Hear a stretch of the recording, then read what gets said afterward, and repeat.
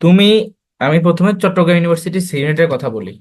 তুমি সিইউনিটে পরীক্ষা দিবা, বাট টু বি অনেস্ট, সিইউনিটে কারা ভালো করবে?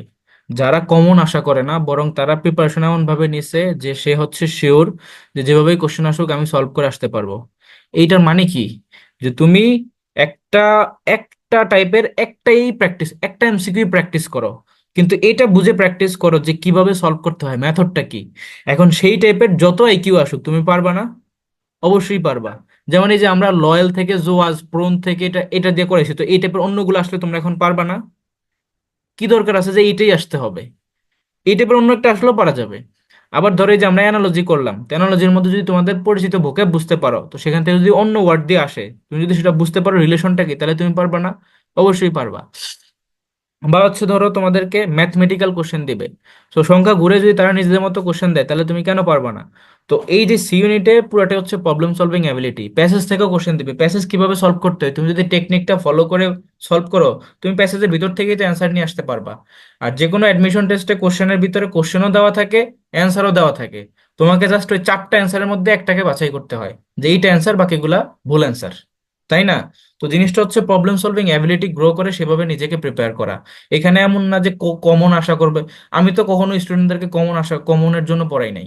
তো তোমাদেরকে ওই জায়গা থেকে প্রিপারেশন নিতে হবে যে তুমি একটাই শিখো, কিন্তু এমন ভাবে শিখো যে এই টাইপের যদি অন্য হাজারো কোশ্চেন দেয় আমি যাতে সলভ করে আসতে পারি। বুঝে গেছে? মাথা ঠান্ডা রেখে। এবার আসে ডি ইউনিটের বেলাতে। ডি ইউনিটে তোমাদের আইকিউ গুলা কিন্তু খুব কঠিন আসে না, খুবই সিম্পল আসে। সেখানে অ্যানালজিও যেগুলো আছে সেগুলো অনেক সিম্পল আসে, যেগুলোর ওয়ার্ড মিনিং গুলো তুমি এমনিতেই চিনো। ঠিক আছে? আর ইংলিশের টাইপের কিছু অ্যানালজি আসে, বা মানে তোমার লজিক্যাল সিকোয়েন্সের কোশ্চেন আসে, ইসেনশিয়াল পার্ট আসে, অড ম্যান আউট আসে, বা তোমার ডিরেকশন থেকে আসতে পারে, বা হচ্ছে তোমার এই যে অন্যান্য যে সকল আইকিউ টপিক করাইছি সেগুলো থেকেও আসতে পারে। এই যেমন ধরো যে লংগেস্ট স্মলেস্ট যেগুলো বের করলাম সেখান থেকে আসতে পারে। তো যেখান থেকে আসুক তুমি যদি প্রসেসটা বোঝো, কিভাবে করতে হয়, টেকনিকটা জানো, তাহলে তুমি সলভ করে আসতে পারবা। কমন আসতে হবে এমন তো কোনো কথা নাই। ইয়ের ক্ষেত্রে যদি বলি, বাংলা ইংলিশের মধ্যে যদি বলি, তোমাদের ইংলিশ যেভাবে শিখাইছি, এমন কোনো গ্রামারের কোশ্চেন আসে যেটা দিয়ে তোমাদেরকে আটকে রাখতে পারবে এখন? তুমি তো কমন আসতে হবে এরকম না, তুমি বুঝবা যে এটা এই টাইপের কোশ্চেন, এটাকে এইভাবে সলভ করতে হয়, এইভাবে আইডেন্টিফাই করতে হয়, তুমি সেভাবে সলভ করে আসবা। ঠিক আছে? আমি বলতেছি গ্রামারের মাস্টার বইয়ের ফুল কন্টেন্ট তোমাদেরকে কভার করা হয়েছে, যে কোনটা কোন সিস্টেমে করতে হয়। তুমি আগে ইংলিশের বেসিক ভালো ছিল কি ছিল না সেটা ব্যাপার না, গ্রামার থেকে এখন তোমাকে যেভাবে কোশ্চেন দেয় তুমি পারা উচিত। আবার জিকের ক্ষেত্রে যদি আসি, তুমি তো নিশ্চয়ই জিকে দাগাবা। তো জিকে দাগাইতে গেলে তোমার সেখানে জিকের জন্য ফুল একটা বই আমি মার্ক করে দিছি, যে তিনটা পার্টে। এমনিতে জিকের জন্য আমি এক্সট্রা আরো অনেক কিছুই পড়াইছি, লেভেল ওয়ান ওগুলো আছে, বা অন্যান্য কিছু পিডিএফও আছে। বাট এখন তো শেষ সময়, এখন হচ্ছে আপডেট একটা গুছানো বই যেটাকে তোমাদের দাগানো থাকে, সেটা তুমি পড়ে নাও, কম সময়ের মধ্যে বেস্ট আউটপুটটা নাও। তো ওই জন্য ওই বইটা দাগানো আছে, শেষ করে নাও।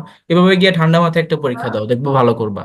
আর এটা এটা সত্যি কথা, তোমাদের মাথায় দিন দিন প্রেশার বাড়তেছে, কারণ অলরেডি ডিউর পরীক্ষা শেষ, জিওর পরীক্ষা শেষ, বিউপি শেষ, ওদিকে জগন্নাথ শেষ। তার মানে তোমাদের এখন মনে হচ্ছে যে শেষ দিকে, এখনো কেন আমি কোথাও একটু ভালোভাবে মানে সেটেল হতে পারলাম না। তো এই খারাপ লাগা থাকবে, এই খারাপ লাগা থাকার মানে এই না যে তুমি তোমার পরীক্ষাটা খারাপ করবা। বরঞ্চ ওই যে একটা কথা আছে না, শোককে শক্তিতে পরিণত করতে হবে। তো সেই জায়গা থেকে তুমি আরো নিজে সিনসিয়ারলি পরীক্ষাটা দাও। এর আগে তিনটা দুইটা পরীক্ষা দিছো, সেটার এক্সপিরিয়েন্সটাকে এখানে কাজে লাগাবা, যে না ওই ভুলটা এখানে করা যাবে না। কারণ ওরা পারতেছে, তাহলে আমি কেন পারবো না? কেউ না কেউ তো ফার্স্ট হয়, তাহলে তুমি কেন ফার্স্ট হবা না? তো এটাই আর কি, তো কোথায় গ্যাপটা আছে ওই গ্যাপটাকে ফিল আপ করে ফেলো। টু বি অনেস্ট, লেভেল ওয়ানের মধ্যে সব কন্টেন্টের উপর ক্লাস আছে। আর এই যে এফআরবির ভিতরে সব আমি সিরিয়ালি গুছাই দিছি। তাও যদি তোমাদের এখন কোনো কিছুতে প্রবলেম থাকে সেটা আমাকে জানাও, ওই টপিকের উপর আমি তোমাদেরকে গুছাই দেবো। বাট ভাইয়া, যেটা টাইম সত্যি কথা, ম্যানেজমেন্ট কথা হ্যাঁ বলছে। বলো কি। টাইম ম্যানেজমেন্টটাতে এত অল্প সময়ের মধ্যে ওকে, কি রিভাইজ টাইম দিবে? টাইম ম্যানেজমেন্টের ব্যাপারে বলি, যদি সেটা হচ্ছে যে সবার জন্যই কিন্তু সেম। তোমার জন্য যেই টাইম অন্যের জন্য সেম টাইম। কিন্তু এই যে যে কোনো পরীক্ষাতে কয়েকটা জিনিস মেনটেন করতে হয়। ফার্স্টে যখন পরীক্ষাতে কোশ্চেনটা তোমার হাতে দিয়ে দিবে, সেখান থেকে তোমার পরীক্ষা শুরু। যে কোনো টিচার সে যে টাইমলি পরীক্ষার হলে প্রবেশ করবে এমন কোনো কথা নাই। জাহাঙ্গীরনগরে অনেক সময় টিচাররা 5 মিনিট পরেও কোশ্চেন নিয়ে রুমে ঢুকছে, বাট ঠিকই টাইম শেষ হওয়ার সাথে সাথে কোশ্চেন নিয়ে নিছে। এটা তোমার জন্য না, সবার জন্য সেম, তোমার রুমের মধ্যে অন্যের জন্য সেম। তো এটা নিয়ে তুমি অরিড হওয়ার কিছু নেই যেই কারণে এই সব শেষ না। তোমার 5 মিনিট কম পড়ছে, তুমি ওখান থেকে শুরু করবা, বাট তোমার যে প্রসেস সেখানে যেন ভুল না হয়। তো কিভাবে করবা? প্রথমে কোশ্চেনটা হাতে পাওয়ার সাথে সাথেই তুমি তোমার নিজের ইনফরমেশন তো আগেই ফিল আপ করে রাখা উচিত, কারণ কোশ্চেনের আগেই তারা হচ্ছে ওএমআর দিয়ে দেয় নিজের ইনফরমেশন ফিল আপ করার জন্য, রোল, রেজিস্ট্রেশন, নাম, বাবা মার নাম, এটা। তো তুমি যখন কোশ্চেন হাতে পাওয়া, তুমি 1 থেকে 80টা থাকলে বা 1 থেকে 100টা পর্যন্ত এমসিকিউ থাকলে শুরুতেই 1 থেকে 80 পর্যন্ত প্রথম 10 থেকে 15 মিনিটের মধ্যে, 10 মিনিটও হয় না অ্যাকচুয়ালি, 15 মিনিটের মধ্যে বা 20 মিনিটের মধ্যে স্ক্যান করবা। এই স্ক্যান মানে কি, যেগুলো তুমি শিওর পারো সেগুলো তুমি হচ্ছে কি করে ফেলবা, সেগুলো হচ্ছে তুমি দাগে ফেলবা, কিসে, ওএমআর শিটে। এই যে 15 মিনিটের মধ্যে যেগুলো শিওর সেগুলো দাগাবা। আবার কিছু আসে তুমি হচ্ছে এমনিতে শিওর না, মোটামুটি শিওর, বুঝছো? মোটামুটি শিওর মানে বুঝো তো, যে মানে আহ, প্রায় শিওর বাট স্টিল তোমার কনফিউশন কাজ করতেছে। তখন ওইটাকে কি করবা, ওইটাকে তুমি ওএমআর এর মধ্যেই যেটা তোমার অপশন মনে হচ্ছে উত্তর, সেইটাকেই তুমি একটু জাস্ট ফোঁটা দিবা। ওএমআর মধ্যে একটু ফোঁটা দিলে সেটা কম্পিউটার কাউন্ট করতে পারে না, সেটাকে বাদ তো দিতে পারে না। কথা বুঝছো? তো পরে এসে তুমি ওই যে গিয়া সেটাকে আবার অ্যানালাইসিস করবে। আমার কথা বুঝো, যেটা তুমি এমনিতে ফুললি শিওর প্রথম 15-20 মিনিটের মধ্যে সেগুলোকে ফুললি বৃত্ত ভরাট করবা। আর যেটার মধ্যে একটুখানি ডাউট আছে বাট তাও শিওর, সেটার যেটা উত্তর সেখানে জাস্ট একটা ফোঁটা দিয়ে চলে যাবা, কলমে জাস্ট একটা ফোঁটা, সিম্পল একটা দাগ, যাতে করে পরে যখন ইমিডিয়েট সময় ক্রাইসিস লেগে যাবে তখন ওই ফোঁটা দেখেই তুমি পৃষ্ঠা বৃত্ত ভরাট করে ফেলতে পারো শেষ সময় গিয়ে।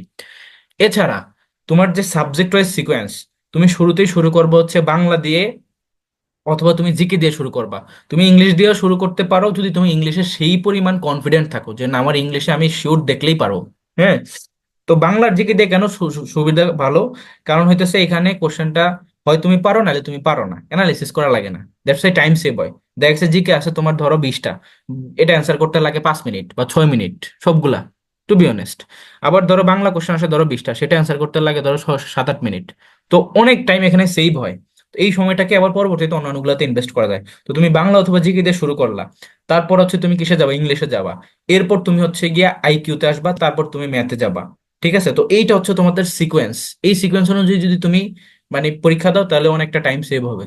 ওকে।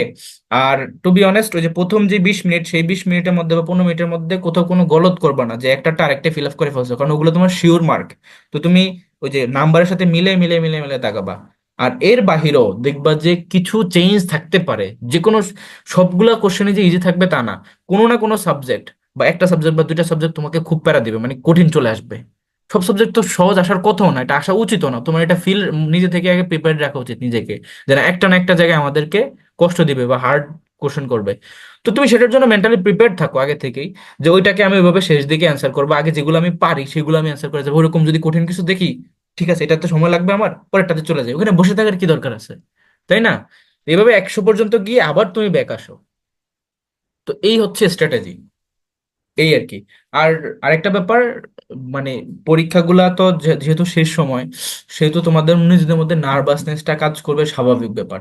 কিন্তু নিজেকে মোটিভেট রাখতে হবে। কিভাবে মোটিভেট রাখবা, তুমি হচ্ছে শেষ সময় নিজের একটা ভালো প্রিপারেশন নাও, সবগুলা জিনিস রিভিউ করে নাও, দেখবা যে না তুমি তো এখন সলভ করতে গিয়ে সবই পারতেছো। তো তখন তোমার মধ্যে এই কনফিডেন্সটা চলে আসবে না এই পরীক্ষাটা আমি ভালো দিব।